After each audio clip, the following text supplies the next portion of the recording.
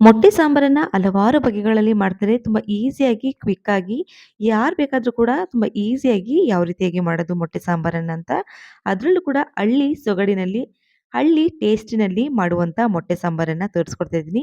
ತುಂಬಾ ಸುಲಭವಾಗಿ ಮಾಡ್ಕೊಳ್ಬೋದು. ಅದಕ್ಕಿಂತ ಮುಂಚೆ ಎಲ್ಲರಿಗೂ ಅಶ್ವಿನಿ ಕುಕಿಂಗ್ ಚಾನಲ್‌ಗೆ ಸ್ವಾಗತ. ನಾನು ಅಶ್ವಿನಿ. ಇವಾಗ ಯಾವ ರೀತಿಯಾಗಿ ಮಾಡೋದು ಅಂತ ನೋಡ್ಕೊಂಡು ಬರೋಣ. ಮೊದಲಿಗೆ ನಾನಿಲ್ಲಿ ಸ್ವಲ್ಪ ಪ್ರಮಾಣದಲ್ಲಿ ತೆಂಗಿನಕಾಯಿ, ಹಾಗೆ 1 ಟೊಮೆಟೊ, ಅರ್ಧ ಭಾಗದಷ್ಟು ಈರುಳ್ಳಿ, ಹಾಗೆ ಸ್ವಲ್ಪ ಕೊತ್ತಂಬರಿಯ ಸೊಪ್ಪು, ಹಾಗೆ 4 ಚಕ್ಕೆ ಪೀಸುಗಳು, ಹಾಗೆ ಒಂದು 4 ಲವಂಗವನ್ನ ಸೇರಿಸ್ಕೊಳ್ತಾ ಇದ್ದೀನಿ.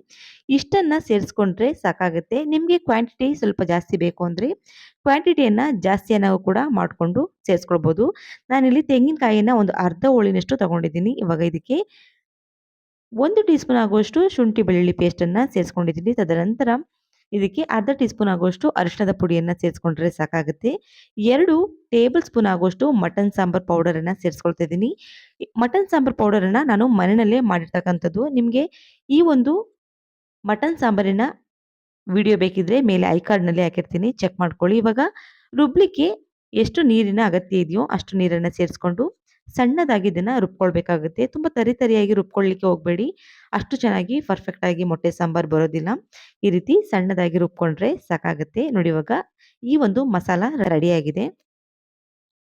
ನಾನಿಲ್ಲಿ ಒಂದು ಅಗಲವಾದ ಬಾಣಲಿಗೆ ಒಂದು 2 ಟೇಬಲ್ ಸ್ಪೂನ್ ಆಗುವಷ್ಟು ಎಣ್ಣೆ, ಹಾಗೆ ಕಟ್ ಮಾಡಿರ್ತಕ್ಕಂಥ ಅರ್ಧ ಈರುಳ್ಳಿಯನ್ನ ಸೇರಿಸ್ಕೊಳ್ತಾ ಇದ್ದೀನಿ. ನೋಡಿ ಈರುಳ್ಳಿಯನ್ನ ಹಾಕಿದ ನಂತರ ಚೆನ್ನಾಗಿ ಇದನ್ನ ಬಾಡಿಸ್ಕೊಳ್ಬೇಕಾಗುತ್ತೆ. 1 ನಿಮಿಷ ಇದನ್ನ ನೀಟಾಗಿ ಬಾಡಿಸ್ಕೊಂಡ್ರೆ ಸಾಕಾಗುತ್ತೆ. ಇವಾಗ ರುಬ್ಬಿರ್ತಕ್ಕಂಥ ಮಸಾಲೆಯನ್ನ ಸೇರಿಸ್ಕೊಳ್ಳೋಣ. ನಾವಿಲ್ಲಿ ಮೊದಲಿಗೆ ಮಸಾಲೆಯನ್ನ ಯಾವುದೇ ರೀತಿಯಾಗಿ ಫ್ರೈ ಮಾಡಿ, ಅಂದ್ರೆ ಯಾವುದೇ ಈರುಳ್ಳಿ, ಬೆಳ್ಳುಳ್ಳಿ, ಚಕ್ಕೆ ಯಾವುದನ್ನು ಕೂಡ ಫ್ರೈ ಮಾಡಿಲ್ಲ. ಹಾಗಾಗಿ ಮಸಾಲೆ ಹಸಿಯಾಗೇ ಇರುತ್ತೆ. ಅದಕ್ಕೋಸ್ಕರ ಈ ಟೈಮ್‌ನಲ್ಲಿ 1 ರಿಂದ 2 ನಿಮಿಷಗಳ ಕಾಲ ಈ ರೀತಿ ಎಣ್ಣೆನಲ್ಲಿ ಚೆನ್ನಾಗಿ ಫ್ರೈ ಮಾಡ್ಕೊಳ್ಳೋದ್ರಿಂದ ಹಸಿ ಸ್ಮೆಲ್ ಕೂಡ ಹೋಗುತ್ತೆ, ಹಾಗೆ ಟೇಸ್ಟ್ ಕೂಡ ಎನ್ಹಾನ್ಸ್ ಆಗುತ್ತೆ. ನೋಡಿ ಈ ರೀತಿ ನೀಟಾಗಿ ಮಿಕ್ಸ್ ಮಾಡಿಕೊಂಡು 1 ರಿಂದ 2 ನಿಮಿಷ ಇದನ್ನ ನೀಟಾಗಿ ಫ್ರೈ ಮಾಡ್ಕೊಂಡ್ರೆ ಸಾಕಾಗುತ್ತೆ. ಇವಾಗ ಇದಕ್ಕೆ ಎಷ್ಟು ನೀರಿನ ಅಗತ್ಯ ಇದೆಯೋ ಅಷ್ಟು ನೀರನ್ನ ಸೇರಿಸ್ಕೊಂಡ್ರೆ ಸಾಕಾಗುತ್ತೆ. ನಿಮ್ಗೆ ತೆಳ್ಳೆ ಅಥವಾ ಗಟ್ಟಿ ಯಾವುದೇ ರೀತಿಯಾಗಿ ಕೂಡ ಮಾಡ್ಕೊಳ್ಬೋದು.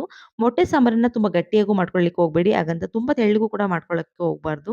ಈ ರೀತಿಯಾಗಿ ಮೀಡಿಯಂ ರೀತಿಯಲ್ಲಿ ನೀರನ್ನ ಸೇರಿಸ್ಕೊಂಡ್ರೆ ಸಾಕಾಗುತ್ತೆ. ನೋಡಿ ಈ ಥಿಕ್ನೆಸ್ ಅಲ್ಲಿ ಬಂದ್ರೆ ಸಾಂಬಾರು ಕೂಡ ಚೆನ್ನಾಗಿ ಬಂದಿರುತ್ತೆ.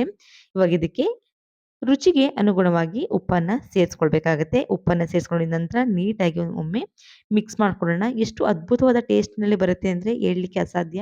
ಒಮ್ಮೆ ಟ್ರೈ ಮಾಡಿ ನಿಮ್ಗೆ ಗೊತ್ತಾಗುತ್ತೆ. ಅಷ್ಟೊಂದು ಸೊಗಸಾಗಿ ಹಾಗೆ ಕ್ವಿಕ್ ಆಗಿ ಕೂಡ ಮಾಡ್ಕೊಳ್ಬೋದು. ಈ ಒಂದು ವಿಡಿಯೋ ನಿಮ್ಗೆಲ್ಲ ಇಷ್ಟ ಆಗಿದ್ರೆ ನಿಮ್ಮ ಫ್ರೆಂಡ್ಸ್ ಅಂಡ್ ಫ್ಯಾಮಿಲಿಗೆ ಈ ಒಂದು ವಿಡಿಯೋನ ಶೇರ್ ಮಾಡೋದನ್ನ ಮರಿಬೇಡಿ. ಇವಾಗ ನೋಡಿ ಸಾಂಬಾರು ಕೂಡ ಕುದೀಲಿಕ್ಕೆ ಶುರುವಾಗಿದೆ. ಇವಾಗ ಮೊಟ್ಟೆಯನ್ನ ಒಂದೊಂದಾಗಿನೇ ಒಡೆದು ಸೇರಿಸ್ಕೊಳ್ಬೇಕಾಗುತ್ತೆ. ನಾನಿಲ್ಲಿ ಒಂದು 6 ಮೊಟ್ಟೆಯನ್ನ ಸೇರಿಸ್ಕೊಂಡಿದ್ದೀನಿ. ನಿಮ್ಗೆ ಮೊದಲಿಗೆ ಹೇಳ್ದಂಗೆ ಹೆಚ್ಚು ಕಡಿಮೆ ಮಾಡ್ಕೊಳ್ಬೋದು ಬೇಕಿದ್ರೆ. ಮೊಟ್ಟೆಯನ್ನ ಸಾಂಬಾರಿಗೆ ಹಾಕ್ಬೇಕಾದ್ರೆ ಡೈರೆಕ್ಟ್ ಆಗಿ ಒಡೆದು ಕೆಲವರು ಹಾಕ್ತಾರೆ. ಆ ರೀತಿ ಮಾಡ್ಲಿಕ್ಕೆ ಹೋಗ್ಬಾರ್ದು. ಯಾಕೆ ಅಂತಂದ್ರೆ ಕೆಲವೊಮ್ಮೆ ಮೊಟ್ಟೆಗಳ ಒಳಗಡೆ ಹಾಳಾಗ್ಬಿಟ್ಟಿರುತ್ತೆ. ಹಾಗಾಗಿ ಸಾಂಬಾರು ಕೂಡ ವೇಸ್ಟ್ ಆಗುತ್ತೆ. ಈ ರೀತಿಯಾಗಿ ಒಂದು ಬಟ್ಲಿನ ಸಹಾಯದಿಂದ ಅಥವಾ ಒಂದು ಸೌಟಿನ ಸಹಾಯದಿಂದ ಮೊಟ್ಟೆಯನ್ನು ನೋಡ್ಕೊಂಡು ಹಾಕೋದ್ರಿಂದ ಕರೆಕ್ಟ್ ಆಗಿ ಆಗುತ್ತೆ ಅಂತ ಹೇಳ್ಬೋದು. ನೋಡ್ಲಿಕ್ಕೆ ಕೂಡ ಕಾಣುತ್ತೆ. ಹಾಗಾಗಿ ಸಾಂಬಾರು ಕೂಡ ಹಾಳಾಗುವಂತ ಚಾನ್ಸ್ ಕಡಿಮೆನೇ ಇರುತ್ತೆ. ಇವಾಗ ಸಾಂಬಾರನ್ನ ಚೆನ್ನಾಗಿ ಕುದಿಸ್ಕೊಳ್ಬೇಕಾಗತ್ತೆ. ಮೊಟ್ಟೆಯನ್ನ ಸೇರಿಸಿದ ನಂತರ ಲಿಡ್ ಅನ್ನ ಕ್ಲೋಸ್ ಮಾಡಿ ಒಂದು 15 ರಿಂದ 20 ನಿಮಿಷಗಳ ಕಾಲ ಇದನ್ನ ಲೋ ಫ್ಲೇಮ್‌ನಲ್ಲಿ ಬೇಯಿಸ್ಕೊಳ್ಳಿ. ತುಂಬಾನೇ ಅದ್ಭುತವಾದ ರುಚಿಯನ್ನ ಬರುತ್ತೆ. ನೋಡಿ ಈ ರೀತಿ ಎಣ್ಣೆ ತೇಲಿ ಬರ್ಬೇಕಾಗತ್ತೆ. ಎಣ್ಣೆ ತೇಲಿ ಬಂದ್ರೆ ಸಾಂಬಾರ್ ರೆಡಿ ಆಗಿದೆ ಅಂತಾನೆ ಅರ್ಥ. ನಿಮ್ಗೆ ಬೇಕಿದ್ರೆ ಇನ್ನೊಂದು ಬದಿ ಕೂಡ ತಿರುಗಿಸ್ಕೊಂಡು ಕೂಡ ಬೇಯಿಸ್ಕೊಳ್ಬೋದು. ನೋಡಿ ಇವಾಗ ಇನ್ನೊಂದು ಬದಿಲು ಕೂಡ ತಿರುಗಿಸ್ಕೊಂಡು ಒಂದು 2 ನಿಮಿಷಗಳ ಕಾಲ ಬೇಯಿಸ್ಕೊಂಡ್ರೆ ಸಾಕಾಗುತ್ತೆ. ನೋಡಿ ಎಷ್ಟೊಂದು ಈಸಿಯಾಗಿ ಮೊಟ್ಟೆ ಸಾಂಬಾರನ್ನ ದಿಢೀರ್ ಅಂತ ಮಾಡ್ಬೋದು. ಒಂದು 10 ನಿಮಿಷದ ಒಳಗಡೆನೆ ಈ ಒಂದು ಸಾಂಬಾರ್ ಆಗೋಗ್ಬಿಡುತ್ತೆ. ನಿಮ್ಗೆ ಬೇಕಿದ್ರೆ ಗಾರ್ನಿಷಿಗೆ ಸ್ವಲ್ಪ ಕೊತ್ತಂಬರಿ ಎಲೆಗಳನ್ನ ಉದುರಿಸ್ಕೊಳ್ಬೋದು. ಮುದ್ದೆ ಜೊತೆ ಅಂತೂ ದಿ ಬೆಸ್ಟ್ ಕಾಂಬಿನೇಷನ್ ಅಂತ ಹೇಳ್ಬೋದು. ಮಟನ್ ಸಾಂಬಾರ್, ಚಿಕನ್ ಸಾಂಬಾರು ಕೂಡ ಈ ಒಂದು ಸಾಂಬಾರ್ ಮುಂದೆ ನಿಲ್ ಅಂತ ಹೇಳ್ಬೋದು. ಅಷ್ಟೊಂದು ಸೊಗಸಾಗಿ ಈ ಒಂದು ಮೊಟ್ಟೆ ಸಾಂಬಾರ್ ಬರುತ್ತೆ. ಹಾಗೆ ಕಲಿಯಂತರು ಕೂಡ ಅಷ್ಟೇನೆ ತುಂಬಾ ಈಸಿಯಾಗಿ ಈ ಒಂದು ಸಾಂಬಾರನ್ನ ಮಾಡ್ಕೊಳ್ಬೋದು. ಖಂಡಿತ ಈ ಒಂದು ಮೊಟ್ಟೆ ಸಾಂಬಾರಿನ ರೆಸಿಪಿ ನಿಮ್ಗೆ ಇಷ್ಟ ಆಗಿದೆ ಅಂತ ಭಾವಿಸ್ತಾ ಇದ್ದೀನಿ. ಇಷ್ಟ ಆಗಿದ್ರೆ ಒಂದು ಲೈಕ್ ಕೊಡಿ. ಬದನೆಕಾಯಿ ಎಣ್ಗಾಯಿ ಹಾಗೆ ಜೋಳದ ರೊಟ್ಟಿ ಅಂತ ಅಂದ್ರೆ ಎಲ್ಲರೂ ಕೂಡ ಇಷ್ಟಪಟ್ಟು ತಿನ್ನುವಂತ ರೆಸಿಪಿ ಅಂದ್ರೆ ತಪ್ಪಾಗ್ಲಿಕ್ಕಿಲ್ಲ. ಆದ್ರೆ ಉತ್ತರ ಕರ್ನಾಟಕದ ಶೈಲಿನಲ್ಲಿ ಬದನೆಕಾಯಿ ಎಣ್ಗಾಯನ್ನ ಮಾಡ್ಲಿಕ್ಕೆ ಸ್ವಲ್ಪ ಕಷ್ಟ, ಹಾಗೆ ಮೆಥಡ್ ಕೂಡ ಅಷ್ಟಾಗಿ ಕರೆಕ್ಟ್ ಆಗಿ ಬರೋದಿಲ್ಲ ಅಂತನ್ನೋಂಥದ್ದು. ಈ ಒಂದು ಮೆಥಡ್ ಅನ್ನ ಫಾಲೋ ಮಾಡಿ ಖಂಡಿತ ಉತ್ತರ ಕರ್ನಾಟಕದ ಶೈಲಿನಲ್ಲೇ ಈ ಒಂದು ಬದನೆಕಾಯಿ ಎಣ್ಗಾಯಿ ಬರುತ್ತೆ. ಅಷ್ಟೊಂದು ಈಸಿ, ಹಾಗೆ ತುಂಬಾನೇ ಕಡಿಮೆ ಇಂಗ್ರೀಡಿಯೆಂಟ್ಸ್ ನ ಬಳಕೆ ಮಾಡ್ಕೊಂಡು ತುಂಬಾ ಕ್ವಿಕ್ ಆಗಿ ಮಾಡ್ಕೊಳ್ಬಹುದು. ಯಾವ ರೀತಿಯಾಗಿ ಮಾಡೋದು ಅಂತ ನೋಡ್ಕೊಳ್ಳೋಣ. ಇವಾಗ ಮೊದಲಿಗೆ ನಾನಿಲ್ಲಿ ಒಂದು 150 ಗ್ರಾಂನಷ್ಟು ಕಡಲೆಕಾಯಿ ಬೀಜವನ್ನ ಈ ರೀತಿಯಾಗಿ ಹುರಿದು ಇಟ್ಕೊಳ್ಬೇಕಾಗತ್ತೆ. ಇವಾಗ ಸಿಪ್ಪೆಯನ್ನ ತೆಗೆದು ನೀಟಾಗಿ ಇದನ್ನ ಕ್ಲೀನ್ ಮಾಡ್ಕೊಳ್ಬೇಕಾಗತ್ತೆ. ಸಿಪ್ಪೆಯನ್ನ ಹಾಕಿದ್ರೆ ಅಷ್ಟೊಂದು ಚೆನ್ನಾಗಿ ಬರೋದಿಲ್ಲ. ಹಾಗಾಗಿ ಇದನ್ನ ನೀಟಾಗಿ ಸಿಪ್ಪೆಯನ್ನ ತೆಗೆದು ಇಟ್ಕೊಂಡ್ರೆ ಸಾಕು.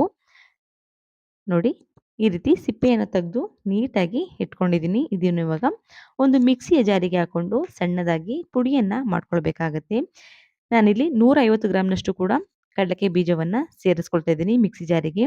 ಇದಕ್ಕೆ ಇವಾಗ ಹುರಿದಿರ್ತಕ್ಕಂಥ ಬಿಳಿ ಎಳ್ಳನ್ನ ಒಂದು 50 ಗ್ರಾಂನಷ್ಟು ತಗೊಂಡ್ರೆ ಸಾಕು. ಎಳ್ಳನ್ನು ಕೂಡ ಹುರಿದೇ ಸೇರಿಸ್ಕೊಳ್ಬೇಕಾಗತ್ತೆ. ಇಲ್ಲ ಅಂತಂದ್ರೆ ಎಳ್ಳಿನಲ್ಲಿ ಸ್ವಲ್ಪ ಕಹಿ ಅಂಶ ಬಂದ್ಬಿಡುತ್ತೆ ಹುರಿದನೆ ಹಾಕೊಳ್ಳೋದ್ರಿಂದ. ಹಾಗಾಗಿ ಹುರಿದು ಸೇರಿಸ್ಕೊಳ್ಳಿ. ನೋಡಿ, ಈ ರೀತಿ ನೈಸ್ ಆಗಿ ಪುಡಿಯನ್ನ ಮಾಡ್ಕೊಳ್ಬೇಕಾಗತ್ತೆ. ತುಂಬಾ ರಫ್ ಆಗಿ ಪುಡಿಯನ್ನ ಮಾಡ್ಕೊಂಡ್ರೆ ಅಷ್ಟೊಂದು ತಿಕ್ಕಾಗಿ ಗ್ರೇವಿ ಬರೋದಿಲ್ಲ, ಹಾಗೆ ಚೆನ್ನಾಗೂ ಕೂಡ ಇರೋದಿಲ್ಲ. ನಾನಿಲ್ಲಿ 3 ಈರುಳ್ಳಿ ಹಾಗೆ 2 ಟೊಮೆಟೊ ಹಣ್ಣನ್ನ ಸಣ್ಣದಾಗಿ ಚಾಪ್ ಮಾಡಿ ಈ ರೀತಿಯಾಗಿ ಸೇರಿಸ್ಕೊಂಡಿದ್ದೀನಿ. ಇವಾಗ ನಾವಿಲ್ಲಿ ಪುಡಿಯನ್ನ ಮಾಡ್ಕೊಂಡಿರ್ತಕ್ಕಂಥ ಎಳ್ಳು ಹಾಗೆ ಕಡಲೆಕಾಯಿ ಬೀಜವನ್ನ ಸೇರಿಸ್ಕೊಳ್ಬೇಕಾಗತ್ತೆ.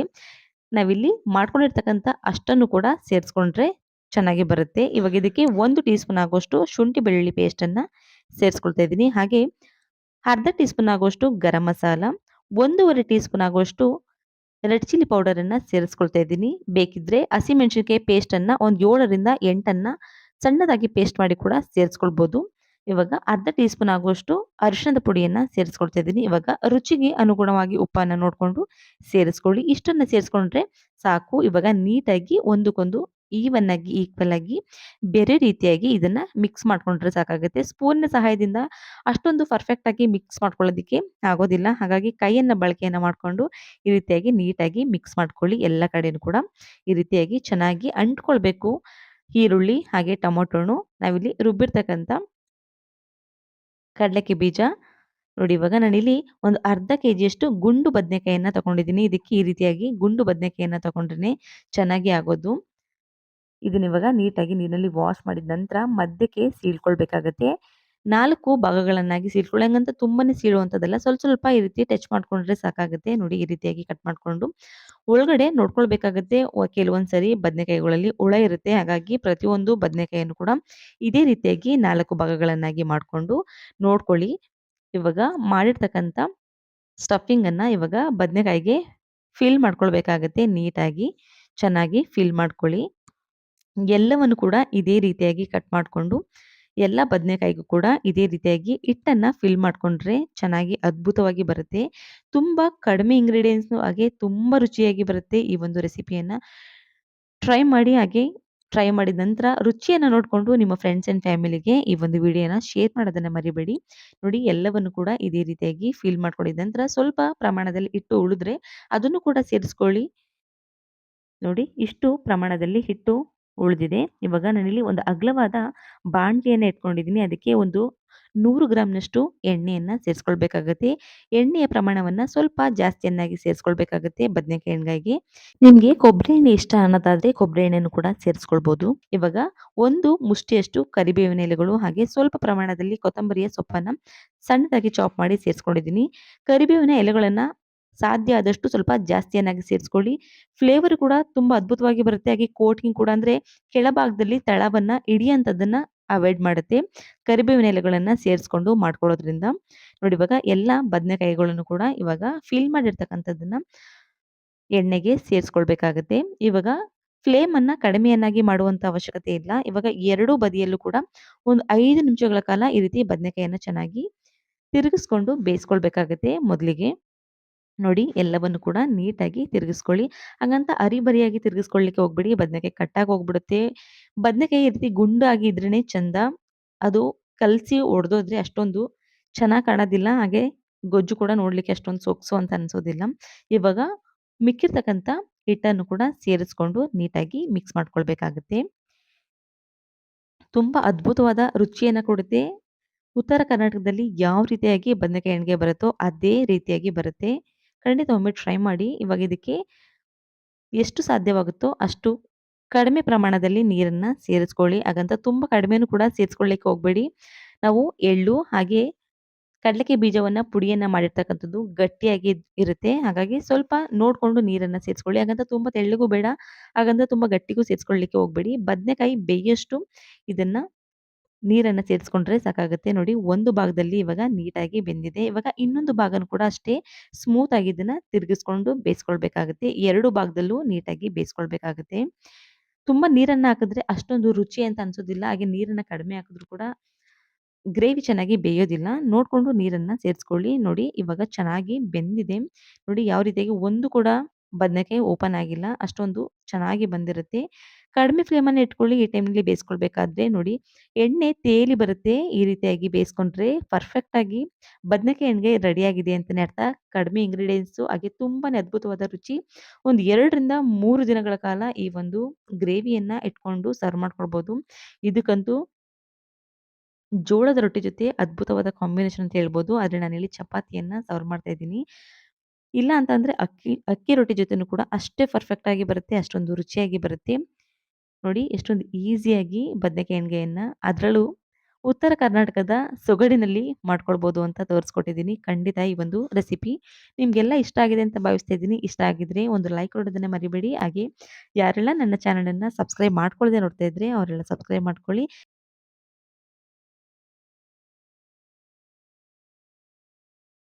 ಯಾವಾಗಲೂ ಒಂದೇ ರೀತಿಯಾದ ಸಾಂಬಾರುಗಳನ್ನ ಪ್ರತಿನಿತ್ಯ ಮಾಡ್ತಾನೆ ಇರ್ತೀವಿ. ಆದರೆ ಒಂದೇ ಟೇಸ್ಟ್ ಅಂತ ಅನ್ಸುತ್ತೆ. ಸ್ವಲ್ಪ ಡಿಫ್ರೆಂಟ್ ಆಗಿ ಏನಾದರೂ ರುಚಿಯಾಗಿ ತಿನ್ನಬೇಕು ಅಂತ ಅನಿಸಿದಾಗ ಈ ರೀತಿಯಾದ ಚಟ್ನಿಯನ್ನ ಒಮ್ಮೆ ಟ್ರೈ ಮಾಡಿ. ಪಾಲಕ್ ಸೊಪ್ಪನ್ನ ಹಾಕಿ ಈ ಒಂದು ಚಟ್ನಿಯನ್ನ ಟ್ರೈ ಮಾಡಿ. ಅದ್ಭುತವಾದ ರುಚಿಯನ್ನ ಕೊಡುತ್ತೆ ಅಂತ ಹೇಳ್ಬೋದು. ಅಷ್ಟೇ ಕ್ವಿಕ್ ಆಗಿ ಮಾಡ್ಕೊಳ್ಬೋದು. ಇದನ್ನ ಯಾವ ರೀತಿಯಾಗಿ ಮಾಡೋದು ಅಂತ ನೋಡ್ಕೊಳ್ಳೋಣ. ಮೊದಲಿಗೆ ಬೇಕಾಗಿರುವಂಥದ್ದು ನಾನಿಲ್ಲಿ ಒಂದು 4 ಟೊಮೊಟೊ ಹಣ್ಣನ್ನ ತಗೊಂಡಿದ್ದೀನಿ. ಅದನ್ನ ಮಧ್ಯ ಭಾಗಕ್ಕೆ ಸೀಳಿ ಸೇರಿಸ್ಕೊಂಡ್ರೆ ಸಾಕಾಗುತ್ತೆ. ಒಂದು ಮಿಕ್ಸಿ ಜಾರಿಗೆ ಇವಾಗ ಟೊಮೊಟೊ ಹಣ್ಣನ್ನ ಸೇರಿಸ್ಕೊಳ್ಬೇಕಾಗುತ್ತೆ. ನಾನಿಲ್ಲಿ 1 ಈರುಳ್ಳಿಯನ್ನ ದಪ್ಪದಾಗಿ ಕಟ್ ಮಾಡಿ ಇಟ್ಕೊಂಡಿದ್ದೀನಿ. ಹಾಗೆ 2 ಇಳ್ಕು ಬೆಳ್ಳುಳ್ಳಿಯನ್ನು ಕೂಡ ಸಿಪ್ಪೆಯನ್ನ ತೆಗೆದೇ ರೀತಿಯಾಗಿ ಇಟ್ಕೊಂಡಿದ್ದೀನಿ. ನಿಮಗೆ ಟೈಮ್ ಇದ್ರೆ ಸಿಪ್ಪೆಯನ್ನ ತೆಗೆದು ಕೂಡ ಬೆಳ್ಳುಳ್ಳಿ ಇಳ್ಕಿನಲ್ಲಿ ಸೇರಿಸ್ಕೊಳ್ಬೋದು. ಇಷ್ಟನ್ನ ಸೇರಿಸ್ಕೊಂಡ ನಂತರ 2 ಟೀ ಸ್ಪೂನ್ ಆಗುವಷ್ಟು ರೆಡ್ ಚಿಲ್ಲಿ ಪೌಡರ್ ಅನ್ನ ಸೇರಿಸ್ಕೊಳ್ಬೇಕಾಗುತ್ತೆ.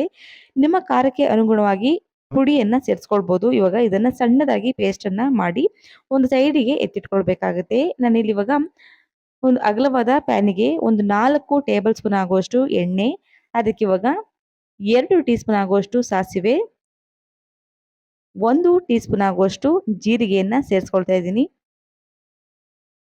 ಇವಾಗ ಕಡಲೆಬೇಳೆಯನ್ನ 2 ಟೀ ಸ್ಪೂನ್ ಆಗುವಷ್ಟು, ಉದ್ದಿನ ಕಾಳನ್ನ 1 ಟೀ ಸ್ಪೂನ್ ಆಗುವಷ್ಟು ಸೇರಿಸ್ಕೊಂಡ್ರೆ ಸಾಕಾಗುತ್ತೆ. 3 ಒಣಮೆಣಸಿನಕಾಯಿಯನ್ನ ಸೇರಿಸ್ಕೊಂಡಿದ್ದೀನಿ. ತುಂಬಾ ಅದ್ಭುತವಾದ ರುಚಿಯನ್ನ ಕೊಡುತ್ತೆ ಈ ರೀತಿ ಒಣಮೆಣಸಿನಕಾಯಿಯನ್ನ ಸೇರಿಸ್ಕೊಂಡು ಮಾಡ್ಕೊಳ್ಳೋದ್ರಿಂದ. ಇವಾಗ ಇಷ್ಟನ್ನು ಸೇರಿಸಿದ ನಂತರ ನೀಟಾಗಿ ಮಿಕ್ಸ್ ಮಾಡ್ಕೊಳ್ಬೇಕಾಗತ್ತೆ ಒಂದ್ಸಾರಿ. ಇವಾಗ ಸ್ವಲ್ಪ ಪ್ರಮಾಣದಲ್ಲಿ ಕರಿಬೇವಿನ ಎಲೆಗಳನ್ನ ಸೇರಿಸ್ಕೊಳ್ಳಿ. ನಿಮ್ಗೆ ಬೇಕಿದ್ರೆ ಕ್ವಾಂಟಿಟಿಯನ್ನ ಜಾಸ್ತಿ ನಾವು ಕೂಡ ಕರಿಬೇವಿನ ಎಲೆಗಳನ್ನ ಸೇರಿಸ್ಕೊಳ್ಬೋದು. ತುಂಬಾ ಅದ್ಭುತವಾದ ಫ್ಲೇವರ್ ಅನ್ನ ಕೊಡುತ್ತೆ ಅಂತ ಹೇಳ್ಬೋದು. ಇವಾಗ ಇದಕ್ಕೆ 1 ಚಿಟಿಕೆಯಷ್ಟು ಇಂಗನ್ನ ಸೇರಿಸ್ಕೊಂಡಿದ್ದೀನಿ. ಇಂಗನ್ನ ಹಾಕೋದ್ರಿಂದ ಅದ್ಭುತವಾದ ಫ್ಲೇವರ್ ಕೂಡ ಬರುತ್ತೆ. ಹಾಗೆ ಜೀರ್ಣಕ್ರಿಯೆ ಕೂಡ ತುಂಬಾ ಚೆನ್ನಾಗಿ ಆಗುತ್ತೆ. ಇವಾಗ ಮೊದಲಿಗೆ ನಾವಿಲ್ಲಿ ಪೇಸ್ಟ್ ಅನ್ನ ಮಾಡಿಟ್ಕೊಂಡಿರ್ತಕ್ಕಂಥದ್ದನ್ನ ಸೇರಿಸ್ಕೊಳ್ಳೋಣ. ಎಲ್ಲವನ್ನು ಕೂಡ ಸೇರಿಸ್ಕೊಳ್ಬೇಕಾಗತ್ತೆ. ನಾವಿಲ್ಲಿ ಯಾವುದೇ ರೀತಿಯಾದ ನೀರನ್ನು ಕೂಡ ಒಂದು ಸ್ವಲ್ಪನೂ ಕೂಡ ಸೇರಿಸಿಲ್ಲ. ಹಾಗಾಗಿ ಇದನ್ನ ತುಂಬಾ ಅಂದ್ರೆ 1 ವಾರಗಳ ಕಾಲ ಇದನ್ನ ಹಾಗೆ ಸ್ಟೋರ್ ಮಾಡಿ ಇಟ್ಕೊಂಡು ನಿಮ್ಗೆ ಯಾವಾಗ ಬೇಕೋ ಅವಾಗ ಬಿಸಿ ಅನ್ನಕ್ಕೆ ಕಲಸ್ಕೊಂಡು ತಿನ್ಬೋದು. ಇವಾಗ ಇಷ್ಟನ್ನ ಸೇರಿಸ್ಕೊಂಡ ನಂತರ ನೀಟಾಗಿ ಮಿಕ್ಸ್ ಮಾಡ್ಕೊಂಡು ಲಿಡ್ ಅನ್ನ ಕ್ಲೋಸ್ ಮಾಡಿ ಒಂದು 2 ನಿಮಿಷಗಳ ಕಾಲ ಕಡಿಮೆ ಫ್ಲೇಮ್ ಅನ್ನ ಇಟ್ಕೊಂಡು ಬೇಯಿಸ್ಕೊಳ್ಬೇಕಾಗುತ್ತೆ.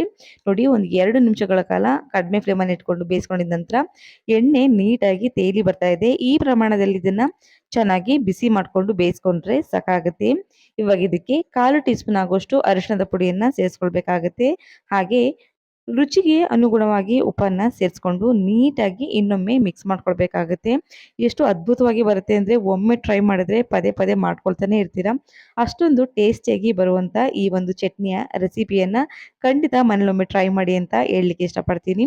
ಇವಾಗ ನಾನಿಲ್ಲಿ 2 ಕಟ್ಟಿನಷ್ಟು ಪಾಲಕ್ ಸೊಪ್ಪನ್ನ ನೀಟಾಗಿ ಬಿಡಿಸಿ ನೀರಿನಲ್ಲಿ ಚೆನ್ನಾಗಿ ವಾಶ್ ಮಾಡಿ ಸೇರಿಸ್ಕೊಳ್ತಾ ಇದ್ದೀನಿ. ಸಣ್ಣ ಸಣ್ಣದಾಗಿ ಚಾಪ್ ಮಾಡಿ ಸೇರಿಸ್ಕೊಂಡ್ರೆ ಸಾಕಾಗುತ್ತೆ. ಅದ್ಭುತವಾದ ರುಚಿಯನ್ನ ಕೊಡುತ್ತೆ ಈ ಒಂದು ಪಾಲಕ್ ಸೊಪ್ಪು ಈ ಒಂದು ಚಟ್ನಿಗೆ ಅಂತ ಹೇಳ್ಬೋದು. ಇವಾಗ ಪಾಲಕ್ ಸೊಪ್ಪನ್ನ ಹಾಕಿದ ನಂತರ ನೀಟಾಗಿ ಒಂದಕ್ಕೊಂದು ಬೇರೆ ರೀತಿಯಾಗಿ ಮಿಕ್ಸ್ ಮಾಡ್ಕೊಳ್ಬೇಕಾಗುತ್ತೆ. ಇವಾಗ ನೀಟಾಗಿ ಮಿಕ್ಸ್ ಮಾಡ್ಕೊಂಡಿದ ನಂತರ ಲಿಡ್ ಅನ್ನ ಕ್ಲೋಸ್ ಮಾಡಿ ಒಂದು 5 ನಿಮಿಷಗಳ ಕಾಲ ಚೆನ್ನಾಗಿ ಇದನ್ನ ಕಡಿಮೆ ಫ್ಲೇಮ್ ಅನ್ನ ಇಟ್ಕೊಂಡು ಬೇಯಿಸ್ಕೊಳ್ಳಿ. ಎಷ್ಟೊಂದು ಪರಿಮಳ ಬರುತ್ತೆ ಅಂತ ಅಂದ್ರೆ ಹೇಳಲಿಕ್ಕೆ ಅಸಾಧ್ಯ ಅಂತ ಹೇಳ್ಬೋದು. ಇವಾಗ ಮೇಲೆ ಸ್ವಲ್ಪ ಕೊತ್ತಂಬರಿ ಎಲೆಗಳನ್ನ ಸೇರಿಸ್ಕೊಳ್ಬೇಕಾಗತ್ತೆ. ಇವಾಗ ಕೊತ್ತಂಬರಿ ಎಲೆಗಳನ್ನ ಸೇರಿಸ್ಕೊಂಡಿದ ನಂತರ ನೀಟಾಗಿ ಮಿಕ್ಸ್ ಮಾಡ್ಕೊಂಡು ಫ್ಲೇಮ್ ಅನ್ನ ಆಫ್ ಮಾಡ್ಕೊಂಡ್ರೆ ಸಾಕಾಗುತ್ತೆ. ತುಂಬಾ ಅದ್ಭುತವಾದ ರುಚಿಯನ್ನ ಕೊಡುವಂತ ಪಾಲಕ್ ಚಟ್ನಿ ರೆಡಿ ಆಗುತ್ತೆ ಅಂತ ಹೇಳ್ಬೋದು. ನೋಡಿ ಎಷ್ಟು ಪರ್ಫೆಕ್ಟ್ ಆಗಿ ಎಷ್ಟು ಕಲರಿನಲ್ಲಿ ಕಾಣಿಸ್ತಾ ಇದೆ ಅಂತ. ಟೇಸ್ಟ್ ಅಂತೂ ಅಷ್ಟೇ ಅದ್ಭುತವಾಗಿರುತ್ತೆ. ಇವಾಗ ಇದನ್ನ ನೀಟಾಗಿ ಬಿಸಿ ಅನ್ನಕ್ಕೆ ಸ್ವಲ್ಪ ತುಪ್ಪವನ್ನು ಸೇರಿಸ್ಕೊಂಡು ಈ ರೀತಿ ಚಟ್ನಿಯನ್ನ ಮಾಡ್ಕೊಂಡು ತಿನ್ನೋದ್ರಿಂದ ವಾರಕ್ಕೆ ಒಂದು 2 ಸರಿನಾದ್ರೂ ಇದೇ ರೀತಿಯಾಗಿ ಮಾಡ್ಕೊಂಡು ತಿನ್ಬೇಕು ಅಂತ ಅನ್ಸುತ್ತೆ. ಅಷ್ಟೊಂದು ರುಚಿಯಾಗಿ ಬರುತ್ತೆ. ಖಂಡಿತ ಈ ಒಂದು ವಿಡಿಯೋ ನಿಮ್ಗೆಲ್ಲ ಇಷ್ಟ ಆಗಿದೆ ಅಂತ ಭಾವಿಸ್ತಾ ಇದ್ದೀನಿ. ಇಷ್ಟ ಆಗಿದ್ರೆ ನನ್ನ ಚಾನಲ್ಗೆ ಒಂದು ಲೈಕ್ ಮಾಡಿ, ಹಾಗೆ ಯಾರೆಲ್ಲ ಸಬ್ಸ್ಕ್ರೈಬ್ ಮಾಡ್ಕೊಳ್ತೆ ನೋಡ್ತಾ ಇದ್ರೆ ಅವರೆಲ್ಲ ಸಬ್ಸ್ಕ್ರೈಬ್ ಮಾಡ್ಕೊಳ್ಳಿ. ಈ ಒಂದು ರುಚಿಕರವಾದ ರೆಸಿಪಿಯನ್ನ ನಿಮ್ಮ ಫ್ರೆಂಡ್ಸ್ ಅಂಡ್ ಫ್ಯಾಮಿಲಿಗೆ ಶೇರ್ ಮಾಡಿ.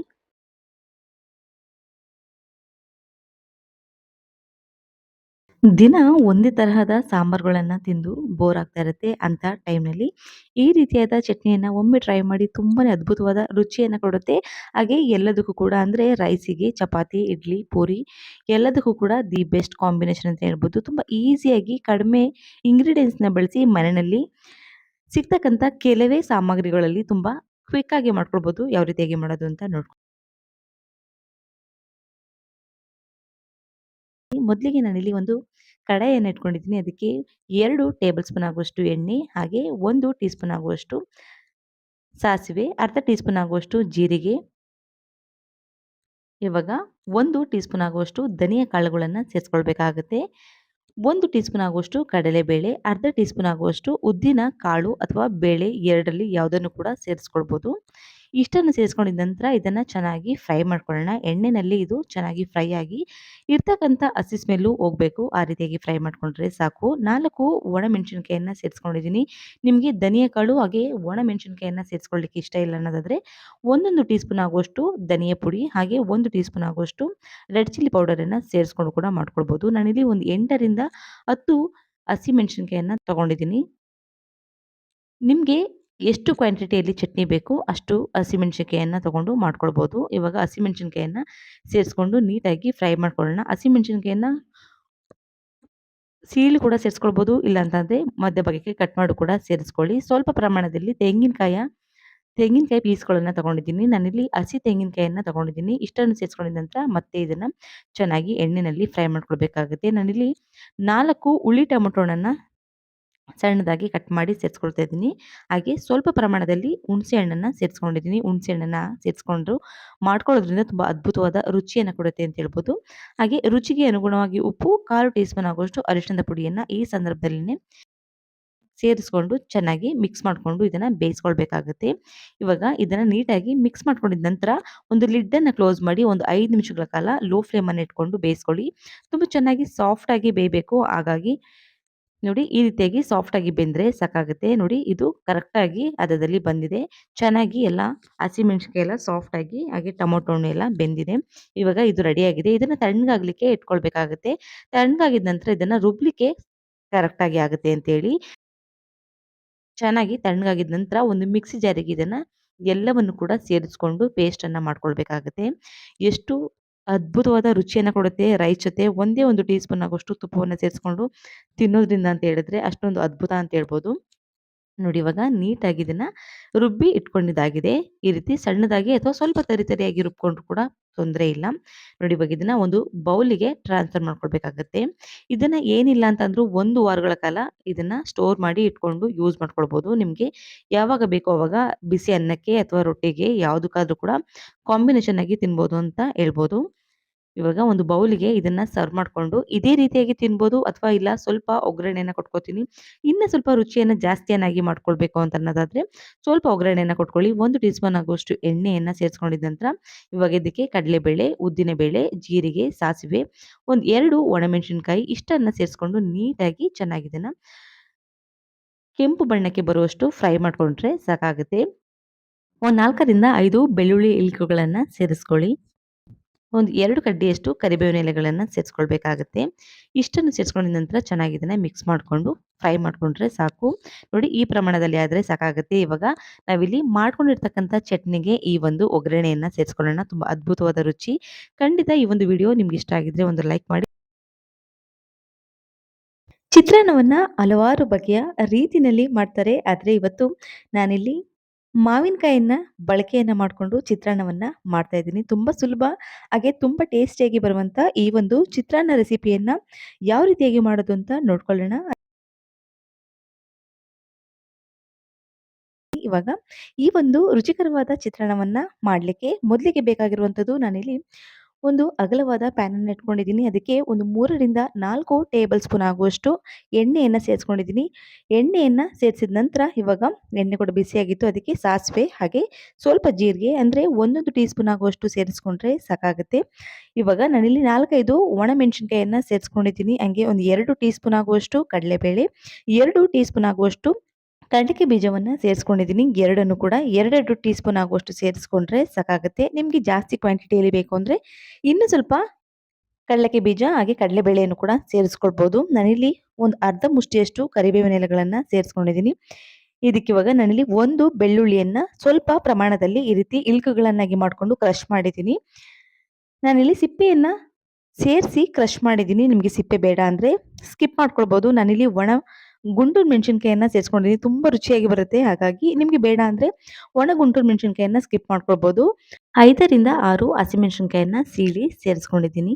ಹಸಿಮೆಣಸಿನಕಾಯಿಯನ್ನ ಸೇರಿಸ್ಕೊಂಡಿದ ನಂತರ ಇದಕ್ಕೆ 2 ಈರುಳ್ಳಿಯನ್ನ ಸಣ್ಣದಾಗಿ ಚಾಪ್ ಮಾಡಿ ಸೇರಿಸ್ಕೊಂಡಿದ್ದೀನಿ. ಇವಾಗ ಈರುಳ್ಳಿ ಹಾಗೆ ಹಸಿಮೆಣಸಿನಕಾಯಿ ಚೆನ್ನಾಗಿ ಬಾಡೋ ರೀತಿಯಾಗಿ ಇದನ್ನ ಮಿಕ್ಸ್ ಮಾಡ್ಕೊಳ್ಬೇಕಾಗತ್ತೆ. ಒಂದು ಅರ್ಧ ಭಾಗದಷ್ಟು ಈರುಳ್ಳಿ ಚೆನ್ನಾಗಿ ಬೆಂದರೆ ಎಣ್ಣೆಯಲ್ಲಿ ಸಾಕು. ನಾನಿಲ್ಲಿ ಒಂದು 100 ಗ್ರಾಮ್ನಷ್ಟು ಹಸಿ ಬಟಾಣಿಯನ್ನ ಬೇಯಿಸಿ ಸೇರಿಸ್ಕೊಳ್ತಾ ಇದ್ದೀನಿ. ತುಂಬಾನೇ ರುಚಿಯನ್ನ ಕೊಡುತ್ತೆ ಹಾಗೆ ತುಂಬಾ ಅದ್ಭುತವಾಗಿ ಕೂಡ ಕಾಣುತ್ತೆ ಚಿತ್ರಾನ್ನ. ಹಾಗಾಗಿ ನಾನಿಲ್ಲಿ ಹಸಿ ಬಟಾಣಿಯನ್ನ ಬೇಯಿಸಿ ಸೇರಿಸ್ಕೊಳ್ತಾ ಇದ್ದೀನಿ. ಇದನ್ನು ಕೂಡ ಬೇಕು ಅಂದ್ರೆ ಸೇರಿಸ್ಕೊಳ್ಳಿ, ಬೇಡ ಅಂದ್ರೆ ಸ್ಕಿಪ್ ಮಾಡ್ಕೊಳ್ಬಹುದು. ಬಟ್ ಸೇರಿಸಿ ತುಂಬಾ ಅದ್ಭುತವಾದ ರುಚಿಯನ್ನ ಕೊಡುತ್ತೆ ಅಂತ ಹೇಳ್ಬೋದು. ಇವಾಗ ರುಚಿಗೆ ಅನುಗುಣವಾಗಿ ಉಪ್ಪನ್ನ ಸೇರಿಸ್ಕೊಂಡ್ರೆ ಸಾಕು. 1/4 ಟೀ ಸ್ಪೂನ್ ಆಗುವಷ್ಟು ಅರಿಶಿಣದ ಪುಡಿಯನ್ನ ಸೇರಿಸ್ಕೊಂಡಿದ್ದೀನಿ. ಅರಿಶಿಣದ ಪುಡಿಯನ್ನ ಬೇಕು ಅಂತ ಅಂದ್ರೆ ಸೇರಿಸ್ಕೊಳ್ಳಿ, ಬೇಡ ಅಂದ್ರೆ ಸ್ಕಿಪ್ ಮಾಡ್ಕೊಳ್ಬಹುದು. ಆದ್ರೆ ಚಿತ್ರಾನ್ನಕ್ಕೆ ಅರಿಶಿಣದ ಪುಡಿಯನ್ನ ಸೇರಿಸಲಿಲ್ಲ ಅಂತ ಅಂದ್ರೆ ಚಿತ್ರಾನ್ನ ಅಂತ ಅನ್ಸೋದೇ ಇಲ್ಲ. ನೋಡಿದ್ರೆ ಒಗ್ಗರಣೆಯನ್ನ ಅಂತ ಅನ್ಸುತ್ತೆ. ಹಾಗಾಗಿ ಅರಿಶಿಣದ ಪುಡಿಯನ್ನ ಸೇರಿಸ್ಕೊಳ್ಳಿ.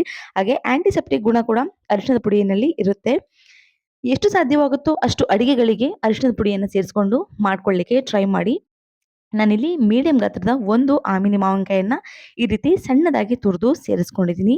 ನಿಮಗೆ ಬೇಕು ಅಂತಂದ್ರೆ ರುಬ್ಬಿ ಕೂಡ ಸೇರಿಸ್ಕೊಳ್ಬೋದು. ಆದರೆ ತುರಿದು ಸೇರಿಸೋದ್ರಿಂದ ತುಂಬ ಅದ್ಭುತವಾದ ರುಚಿಯನ್ನು ಕೊಡುತ್ತೆ. ತಿನ್ಬೇಕಾದ್ರೆ ಮಾವಿನಕಾಯಿ ಹಾಗಾಗಿ ಸಿಗ್ತಾ ಇರುತ್ತೆ ಸ್ವಲ್ಪ, ಹಾಗಾಗಿ ತುಂಬ ಅದ್ಭುತವಾದ ರುಚಿ ಅಂತ ಹೇಳ್ಬೋದು. ಇದನ್ನ ಸೇರಿಸ್ಬೇಕಾದ್ರೆ ನಾನಿಲ್ಲಿ ಫ್ಲೇಮನ್ನು ಆಫ್ ಮಾಡ್ಕೊಂಡಿದ್ದೀನಿ.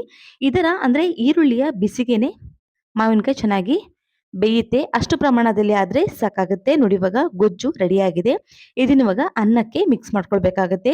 ನಾನಿಲ್ಲಿ ಮೊದಲಿಗೆ ಅನ್ನವನ್ನ ಮಾಡಿಟ್ಕೊಂಡಿದ್ದೀನಿ. ನಾನಿಲ್ಲಿ ಅರ್ಧ ಕೆಜಿಯಷ್ಟು ರೈಸನ್ನು ಬಳಕೆಯನ್ನು ಮಾಡಿಕೊಂಡು ಅನ್ನವನ್ನ ಉದುದ್ರಾಗಿ ಮಾಡ್ಕೊಳ್ಳಿ. ತುಂಬ ಅದ್ಭುತವಾಗಿ ಬರುತ್ತೆ. ತುಂಬ ಸಾಫ್ಟಾಗಿ ಮಾಡ್ಕೊಂಡ್ರೆ ಅಷ್ಟೊಂದು ರುಚಿ ಅಂತ ಅನ್ಸೋದಿಲ್ಲ ಚಿತ್ರಾನ್ನ. ಇವಾಗ ನಾವಿಲ್ಲಿ ಮಾಡಿರ್ತಕ್ಕಂಥ ಮಾವಿನಕಾಯಿ ಗೊಜ್ಜನ್ನ ಸೇರಿಸ್ಕೊಳ್ಳೋಣ. ಈ ಒಂದು ಮಾವಿನಕಾಯಿ ಗೊಜ್ಜನ್ನ ನೀವು 1 ವಾರಗಳ ತನಕ ಸ್ಟೋರ್ ಮಾಡಿ ಇಟ್ಕೊಳ್ಬೋದು. ಒಂದು ಏರ್ ಕಂಟೈನರ್ ಬಾಕ್ಸಿಗೆ ಸ್ಟೋರ್ ಮಾಡಿ ಫ್ರಿಡ್ಜ್ನಲ್ಲಿ ಇಟ್ಕೊಳ್ಳಿ. ನಿಮಗೆ ಯಾವಾಗ ಬೇಕೋ ಅವಾಗ ಬಿಸಿ ಅನ್ನವನ್ನ ಮಾಡಿಕೊಂಡು ಈ ಒಂದು ಗೊಜ್ಜನ್ನ ಮಿಕ್ಸ್ ಮಾಡ್ಕೊಂಡ್ರೆ ಸಾಕು, ತಕ್ಷಣಕ್ಕೆ ಆಗೋಗ್ಬಿಡುತ್ತೆ. ಆದರೆ ತುಂಬಾ ಅದ್ಭುತವಾದ ರುಚಿಯನ್ನು ಕೊಡುತ್ತೆ ಅಂತ ಹೇಳಲಿಕ್ಕೆ ಇಷ್ಟಪಡ್ತೀನಿ. ನೋಡಿ ಇವಾಗ ನೀಟಾಗಿ ಮಿಕ್ಸ್ ಮಾಡ್ಕೊಂಡಿದ ನಂತರ ಇದನ್ನ ಹೀಗೆ ಸರ್ವ್ ಮಾಡ್ಕೊಳ್ಬೋದು. ಇಲ್ಲ ಅಂತ ಅಂದ್ರೆ ಇದಕ್ಕೆ ಸ್ವಲ್ಪ ಕಾಯಿ ತುರಿಯನ್ನು ಕೂಡ ಸೇರಿಸ್ಕೊಳ್ಬೋದು. ನಾನಿಲ್ಲಿ ಒಂದು ಅರ್ಧ ಮುಷ್ಟಿಯಷ್ಟು ಕಾಯಿ ತುರಿಯನ್ನ ಸೇರಿಸ್ಕೊಳ್ತಾ ಇದ್ದೀನಿ. ಹಾಗೆ ಸ್ವಲ್ಪ ಕೊತ್ತಂಬರಿಯ ಎಲೆಗಳನ್ನ ಸಣ್ಣ ಸಣ್ಣದಾಗಿ ಕಟ್ ಮಾಡಿ ಕೂಡ ಸೇರಿಸ್ಕೊಳ್ತಾ ಇದ್ದೀನಿ. ತುಂಬಾ ಅದ್ಭುತವಾದ ರುಚಿಯನ್ನು ಕೊಡುತ್ತೆ. ಈ ರೀತಿ ಹಸಿ ತೆಂಗಿನಕಾಯಿ ಹಾಗೆ ಸ್ವಲ್ಪ ಕೊತ್ತಂಬರಿ ಸೊಪ್ಪನ್ನ ಮೇಲೆ ಈ ರೀತಿ ಉದುರಿಸ್ಕೊಂಡು ಇದನ್ನ ಇನ್ನೊಮ್ಮೆ ಮಿಕ್ಸ್ ಮಾಡ್ಕೊಳ್ಬೇಕಾಗುತ್ತೆ. ಖಂಡಿತ ನಿಮ್ಗೆಲ್ಲ ಈ ಒಂದು ಚಿತ್ರಾನ್ನದ ರೆಸಿಪಿ ಇಷ್ಟ ಆಗಿದೆ ಅಂತ ಭಾವಿಸ್ತಾ ಇದ್ದೀನಿ. ಇಷ್ಟ ಆಗಿದ್ರೆ ಒಂದು ಲೈಕ್ ಕೊಡೋದನ್ನ ಮರಿಬೇಡಿ. ಹಾಗೆ ಯಾರೆಲ್ಲ ನನ್ನ ಚಾನಲ್ ಅನ್ನ ನೋಡಿ ಕೂಡ ಸಬ್ಸ್ಕ್ರೈಬ್ ಮಾಡ್ಕೊಳ್ಳದೇ ಇದ್ರೆ ಸಬ್ಸ್ಕ್ರೈಬ್ ಮಾಡ್ಕೊಳ್ಳಿ. Thank you for watching. Bye friends.